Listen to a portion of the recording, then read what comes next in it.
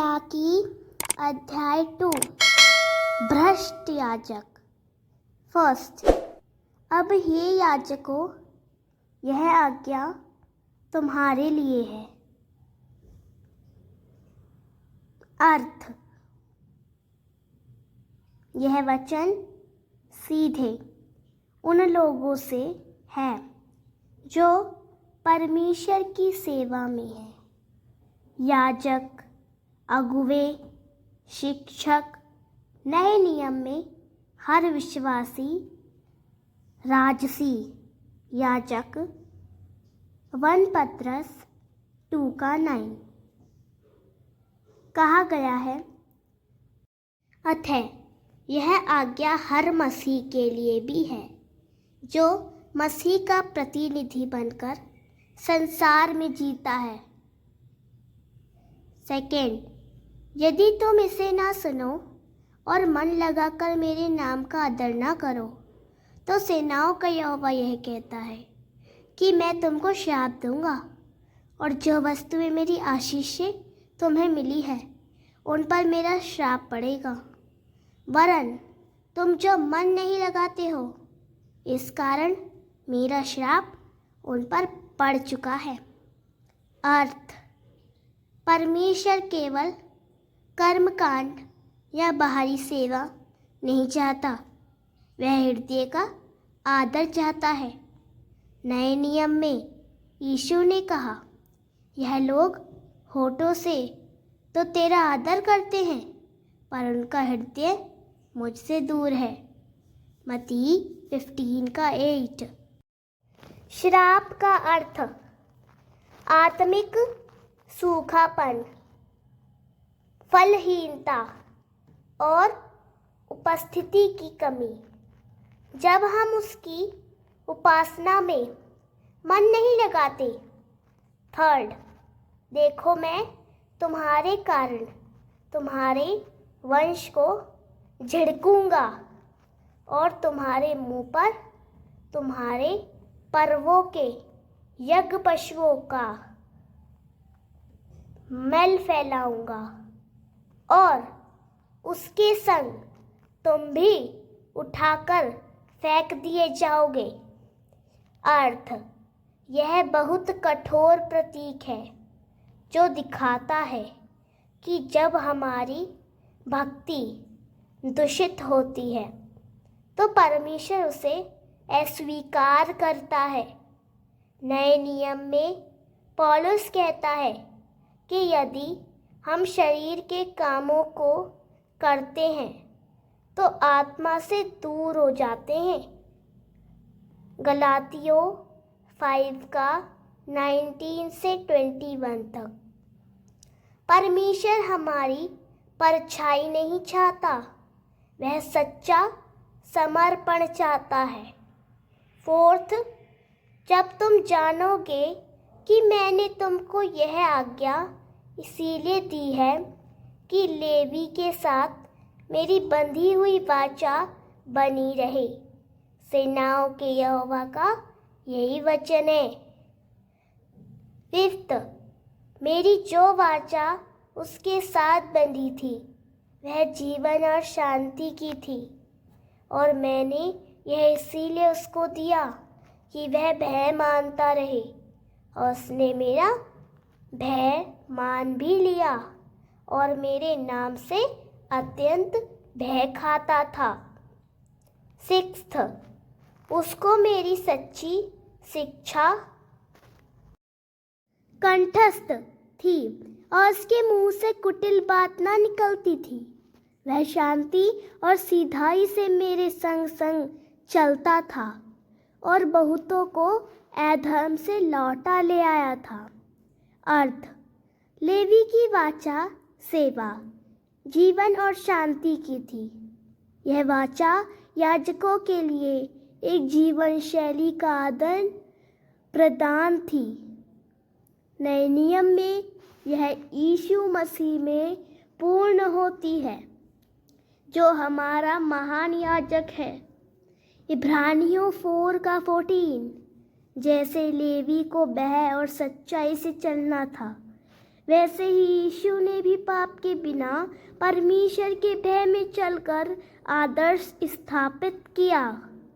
7th, क्योंकि याजक को चाहिए कि वह अपने होठों से ज्ञान की रक्षा करे और लोग उसके मुंह से व्यवस्था खोजें, क्योंकि वह सेनाओं के यहोवा का दूत है। अर्थ, याजक परमेश्वर का प्रतिनिधि होता है। जब वह सच्चाई नहीं बोलता तो लोग भटक जाते हैं। नए नियम में यह सत्य और स्पष्ट है। प्रेम में सच्चाई बोलो, इफिसियों 4:15। हर मसीही विश्वासी यीशु के बारे में ज्ञान बांटने वाला दूत है। 8, परंतु तुम लोग मार्ग से ही हट गए। तुम बहुतों के लिए व्यवस्था के विषय में ठोकर का कारण हुए। तुमने लेवी की वाचा को तोड़ दिया है। सेनाओं के यहोवा का यही वचन है। अर्थ, जब अगुवे गलत रास्ते पर चलते हैं तो बहुतों को ठोकर लगती है। यीशु ने फरीसियों और शास्त्रियों से कहा, तुम अंधे अगुवे हो। मत्ती 23:16। जब याजक परमेश्वर की व्यवस्था में भेदभाव करते हैं तब वे न्याय के विपरीत जाते हैं। 9, इसीलिए मैंने भी तुमको सब लोगों के सामने तुच्छ और नीचा कर दिया है, क्योंकि तुम मेरे मार्गों पर नहीं चलते, वरन व्यवस्था देने में मुंह देखा विचार करते हो। वह विचारता का विश्वासघात। अर्थ, परमेश्वर का आदर नहीं करने वाले सेवकों को समाज में भी आदर नहीं मिलता। यीशु ने कहा, जो अपने को बड़ा बनाएगा वह छोटा किया जाएगा। लूका 14:11। यह आत्मिक गिरावट का परिमाण है। जब हम मनुष्यों को प्रसन्न करने लगते हैं। 10, क्या हम सभी का एक ही पिता नहीं? क्या एक ही परमेश्वर ने हमको उत्पन्न नहीं किया? हम क्यों एक दूसरे से विश्वासघात करके अपने पूर्वजों की वाचा को अपवित्र करते हैं? अर्थ, यह वचन हमारे एकता और भाईचारे की ओर इशारा करता है। नए नियम में यीशु ने कहा है, तुम सब भाइयों के समान हो और तुम्हारा एक ही पिता हो जो स्वर्ग में है। मत्ती 23:8 से लेकर 9 तक। विश्वासघात तब होता है जब हम उस एकता को तोड़ते हैं। 11, यहूदा ने विश्वासघात किया है और इज़राइल में और यरूशलेम में घृणित काम किया गया है, क्योंकि यहूदा ने पराए देवता की कन्या से विवाह करके यहोवा के पवित्र स्थान को, जो उसका प्रिय है, अपवित्र किया है। अर्थ, यहूदा की यह क्रिया आत्मिक व्यभिचार है। जब हम संसार या झूठे देवताओं से नाता जोड़ते हैं। याकूब 4:4 कहता है, जो संसार का मित्र होना चाहता है वह परमेश्वर का शत्रु बनता है। सच्चा मसीह केवल परमेश्वर से वफादार रहता है। 12 जो पुरुष ऐसा काम करे उसके तंबुओं में से याकूब का परमेश्वर, उसके घर के रक्षक और सेनाओं के यहोवा की भेंट चढ़ाने वाले को यहूदा से काट डालेगा। अर्थ जो परमेश्वर के मंदिर को अपवित्र करता है वह उसकी संगति से अलग हो जाता है। नए नियम में पौलुस कहता है जो कोई परमेश्वर के मंदिर को नाश करेगा उसे परमेश्वर नाश करेगा। 1 कुरिन्थियों 3:17-13 फिर तुमने यह दूसरा काम किया है कि तुमने यहोवा की वेदी को रोने वालों और आही भरने वालों के आंसुओं से भिगो दिया है, यहाँ तक कि वह तुम्हारी भेंट की ओर दृष्टि तक नहीं करता और न प्रसन्न होकर उसको तुम्हारे हाथ से ग्रहण करता है। तुम पूछते हो ऐसे क्यों? अर्थ जब हम पाखंड करते हैं और जीवन में सच्चाई नहीं होती तब परमेश्वर हमारी भेंट स्वीकार नहीं करता। यीशु ने कहा यदि तू जानता है कि तेरा भाई तुझसे कुछ कहता है तो पहले मेल कर। मत्ती 5:23 से लेकर 24 तक।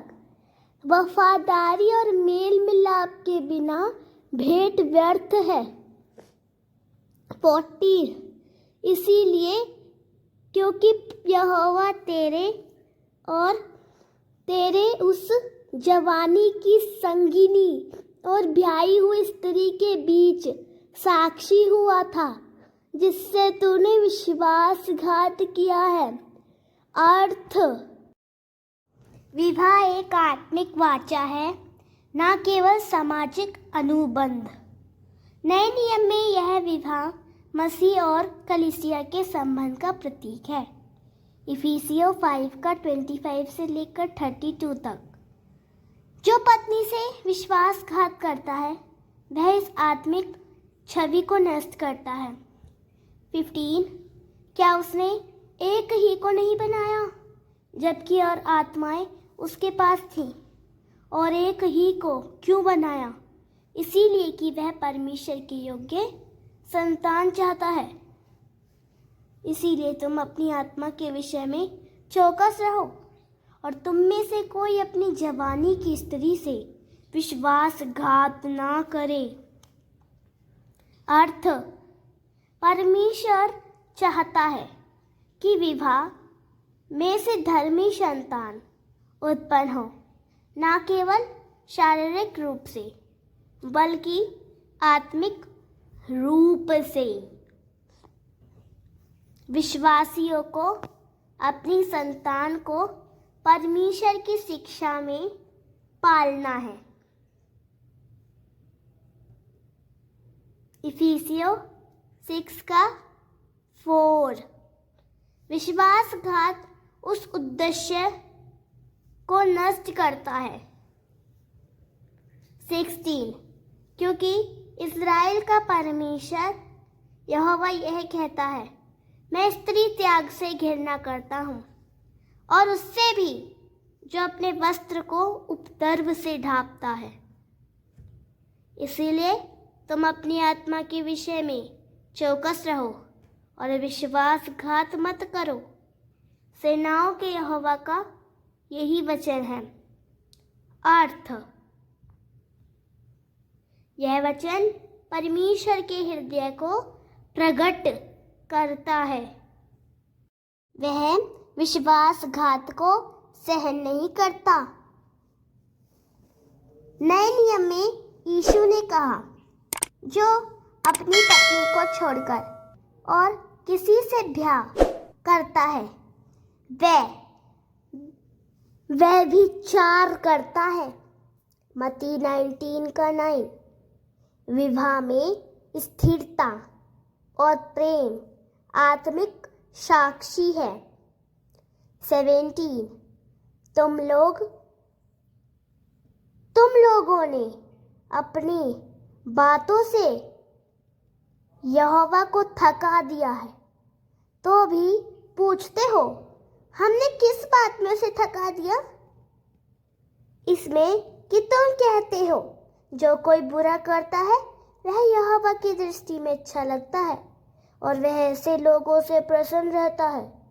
और यह न्यायी परमेश्वर कहाँ है? अर्थ